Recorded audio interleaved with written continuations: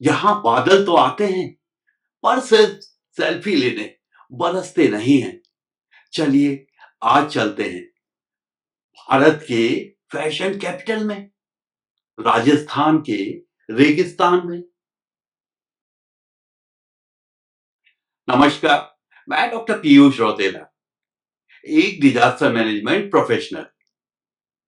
Geography के chapter 2 का सबसे कूल और सबसे हॉट हिस्सा है द ग्रेट इंडियन डेजर्ट। ये थार डेजर्ट है। ये अरावली के वेस्ट में है। लगभग 2 लाख स्क्वायर किलोमीटर में फैला ये रेगिस्तान दुनिया का 17वां सबसे बड़ा रेगिस्तान है। आज हम समझेंगे कि यहाँ रेत क्यों है, पानी कहाँ है और यहाँ लोग जिंदा कैसे रहते हैं। सबसे बड़ा सवाल ये कि रेगिस्तान यहीं क्यों बना, यूपी या बिहार में क्यों नहीं। इसके दो बड़े कारण हैं।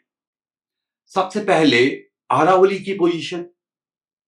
मानसून की हवाएं यानी साउथ वेस्ट मानसून, उसे रोकने के लिए आपको एक पहाड़ी चाहिए, परंतु अरावली की पहाड़ियां मानसून की हवाओं के पैरेलल खड़ी हैं, समानांतर खड़ी हैं। ये पहाड़ियां मानसून की हवाओं को रोक नहीं पाती हैं। हवाएं अरावली के पैरेलल या उसके समानांतर निकल जाती हैं।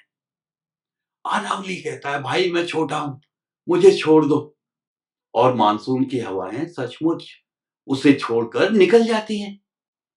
दूसरा, बारिश या रेनफॉल। यहां साल भर में जो बारिश होती है वो 150 मिलीमीटर से कम है। जैसलमेर में तो ये 100 मिलीमीटर से भी कम है।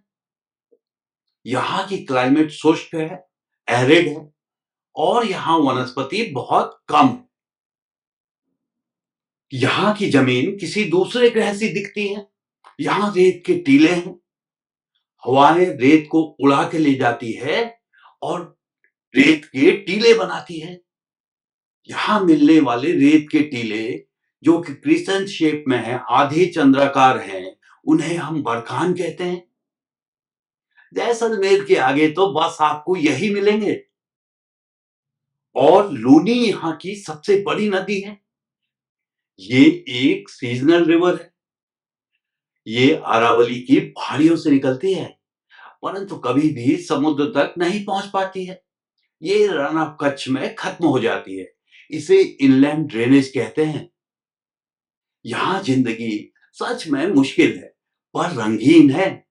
यहाँ के लोग गर्मी से बचने के लिए पगड़ी और रंगीन कपड़े पहनते हैं।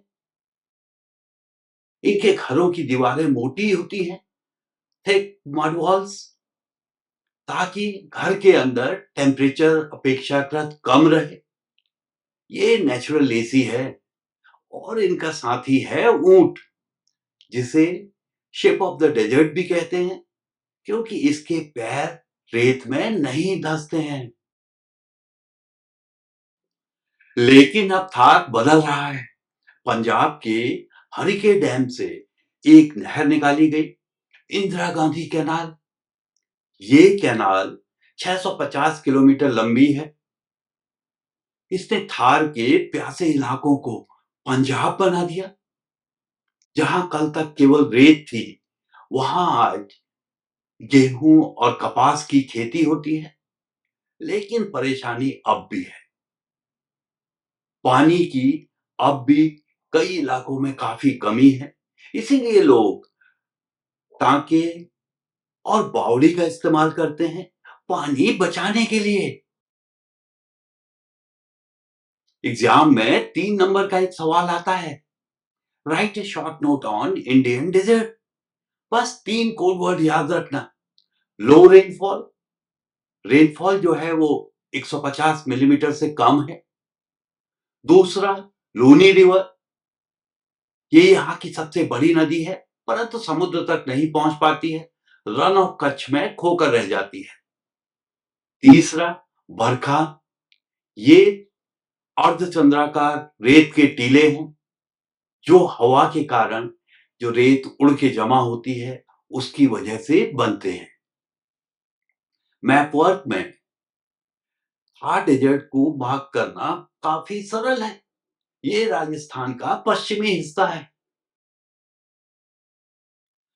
तो याद रखिए क्लास 9 के वॉरियर्स, थार गर्म जरूर है, परंतु इसका दिल ठंडा है।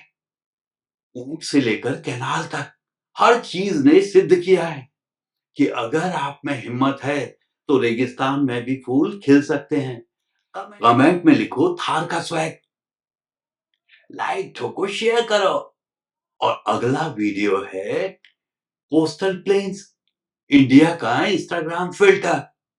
तब तक जय हिंद, जय राजस्थान, नमस्कार।